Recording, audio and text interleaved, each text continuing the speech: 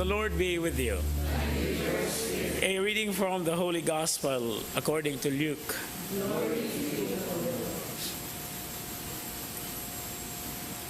On a Sabbath, Jesus went to dine at the home of one of the leading Pharisees, and the people there were observing him carefully. He told a parable to those who had been invited, noticing how they were choosing the places of honor at table. When you are invited by someone to a wedding banquet, do not recline at table in the place of honor. A more distinguished guest than you may have been invited by him, and the host who invited both of you may approach you and say, "Give your place to this man," and then you would proceed with embarrassment to take the lowest place. Rather, when you are invited, go and take the lowest place, so that when the host comes to you, he may say, "My friend, move up to a higher position." Then you will enjoy the esteem of your companions at the table. For everyone who exalts himself will be humbled, and the one who humbles himself will be exalted.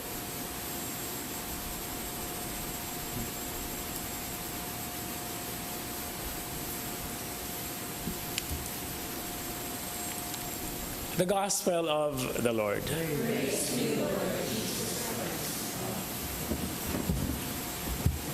Kulahang weekend ka natong tanan. You know, one interesting thing about this parable today is that it is not applicable in the Mass. Why?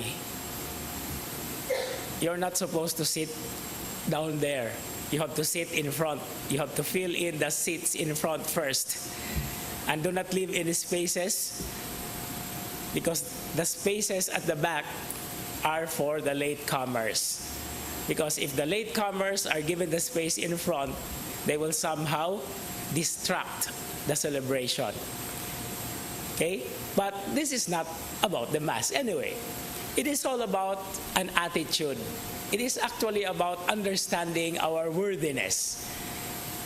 When we are called by God, after all, we do not deserve the calling precisely because of our weakness, precisely because of our need for God's grace. But being called is in itself something that would somehow magnify our hearts, give inspiration and encouragement, precisely because God is a God who came down for sinners. But in terms of propriety, which actually is the basis of our parable reading, then we have to observe certain what we call etiquettes or, conventional observation, conventional practices. But in our lives as Christians, all of us are called. But then, when pride comes along, that has something to do with actually putting on practically where we belong. It is not precisely because we are we pride to have been called that we always try to be always in front. But it is always at the same time a reflection that having been called by God, despite of our unworthiness, let us always come and accept it in humility. And I think this is the basis, this is the bottom line of the message. But I'll tell you some challenge. Sometimes we had to be embarrassed in order to kill our pride. I want you to think about that as we continue with our Eucharistic celebration, as we honor the Blessed Virgin Mary and continue to pray for all our dead brothers and sisters, especially for those who have no one to pray for them, because this is something that we need at the same time to integrate into our lives, to pray for those who have gone ahead of us. Amen.